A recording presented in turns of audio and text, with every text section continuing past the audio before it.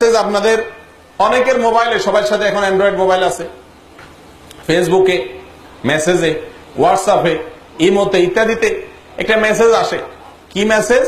অনেক মেসেজ আসে। এর ভিতরে একটা আমার নজরে পড়ছে যে ভাই, এই মেসেজটা যে মদিনা থেকে নবী করিম সাল্লাল্লাহু আলাইহি সাল্লামকে স্বপ্নে দেখছে, উনি বলছেন এটা এটা করতে, এটা এটা করতে, হান হান টান টান করতে স্বপ্নে দেখছে, এই কথাটা যদি আপনি 10 জন মানুষের কাছে আজকে প্রচার করেন, তাহলে এই কয়দিনের ভিতরে আপনি একটা সুসংবাদ পাইয়া যাবেন। আর যদি প্রচার না করছেন তো আপনার 14 গোষ্ঠী শেষ। এই জাতীয় একটা মেসেজ আপনারা দেখছেন নি? আচ্ছা, মিথ্যা, ইসলামের নামে মিথ্যা এবং ভুয়া একটা জিনিস প্রচার করছে। আমি অনেক ভালো ভালো মানুষ জানতাম, ভালো ধারণা ছিল, অনলাইনে পরিচয়, এরকম মানুষকেও দেখি এই মেসেজ পাঠায়।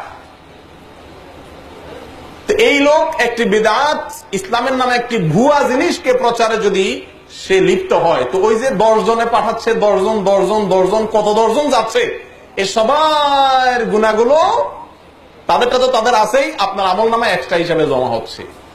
আল্লাহ তাআলা আমাদেরকে হেফাজত করে।